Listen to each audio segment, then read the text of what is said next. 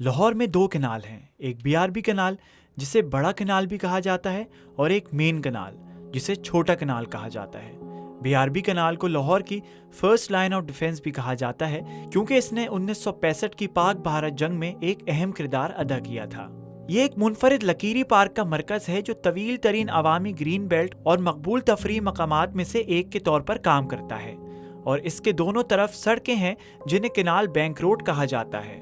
مقامی، قومی اور مذہبی تہواروں جیسے جشن بہاراں، بسنت، عید، پاکستان کے یوم آزادی اور یوم پاکستان کے موقع پر نہر کو روشنیوں سے روشن کیا جاتا ہے اور تہوار سے متعلق مختلف قسم کی سجاوٹ پانی میں بچھائی جاتی ہے۔ یہ نہر لاہور کی ثقافت کا ایک اہم حصہ ہے۔ جب پاکستان میں درجہ حرارت بڑھتا ہے اور تیز سورج کی روشنی گرمی کا اشارہ کرتی ہے تو لوگ لاہور کی مشہور نہر اور اس کے ساتھ ساتھ چلنے والی گرین بیلٹ کی طرف رخ کرتے ہیں۔ ان شدید گرم دنوں میں لوگوں کی بڑی تعداد تیرنے کے لیے آتی ہے۔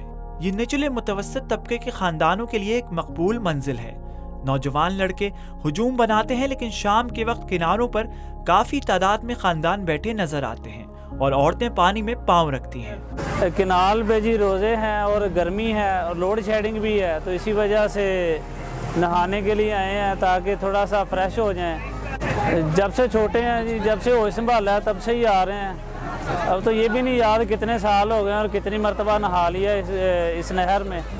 بجلی مہنگی ہو گئی ہے، پنکھے بند پڑے ہوئے ہیں، نہر کا رخ کر لیا کہ چلے شاید یہاں سے ٹھنڈک مل جائے۔ لیکن یہ کنال جتنا ٹھنڈا نظر آتا ہے اتنا ہی زہریلا اور مضر صحت بھی مانا جاتا ہے۔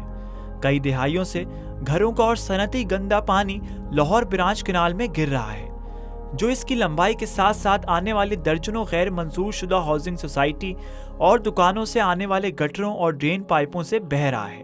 ایک برطانوی یونیورسٹی کی جانب سے 104 ممالک کے 258 دریاؤں پر کیے گئے حالیہ تحقیق میں دریائے راوی کو دنیا کے آلودہ ترین دریاؤں میں شامل کیا گیا۔ اس تحقیق نے پتہ لگایا کہ لاتعداد چھوٹے اور بڑے صنعتی یونٹس معمول کے مطابق اپنا کیمیائی فضلہ لاہور سے گزرنے والے کنال میں ڈالتے ہیں، جس کے باعث پانی تیزی سے زہریلا ہو چکا ہے۔ زہریلے پانی میں تیرنے کے باعث کئی قسم کی بیماریوں کا لوگ شکار ہوتے ہیں۔ کولرا ہیضہ جو ہے وہ بہت زیادہ پھیلتا ہے، ٹھیک ہے۔ اس کے ساتھ اور پیٹ کی بے شمار بیماریاں، گیسٹرونٹائٹس کے علاوہ اور کولرا کے علاوہ بے شمار اور انتڑیوں کی بیماریاں، ایون دین TB کی بیماری بھی اس سے آ جاتی ہے، ٹھیک ہے۔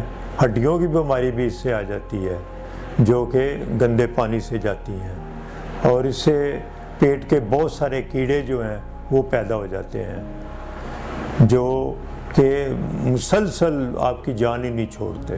خاص طور پہ جو بچے، جن بچوں میں یہ وہ نہر کے پانی میں نہاتے ہیں اور پیتے ہیں پانی۔ اس کے علاوہ جو سکن کی بیماریاں ہیں، آنکھوں کی بیماریاں اور ناک کان گلے کی بیماریاں، یہ بے شمار بیماریاں جو یہ گندے پانی سے اور نہر کے پانی سے ہو جاتی ہیں۔ اس کنال میں لوگ اپنے جانور بھی لے آتے ہیں جس میں بھینسیں بھی شامل ہوتی ہیں۔ اس آلودہ پانی پینے والے جانور بھی متاثر ہو جاتے ہیں۔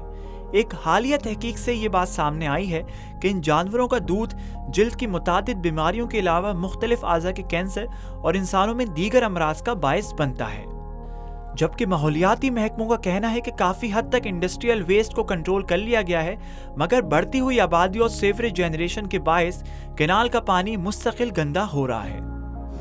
واٹر پولوشن میں نے جیسے آپ کو بتایا کہ ایفرٹس ہیں اور کچھ نظر بھی آ رہے ہیں، جیسے نمبر آف ٹریٹمنٹ پلانٹس بڑھے ہیں، تو ان کو دیکھتے ہوئے ہم کہہ سکتے ہیں کہ انڈسٹریل پولوشن کو کنٹرول کرنے میں گورنمنٹ نے کافی ایفرٹس کی ہیں۔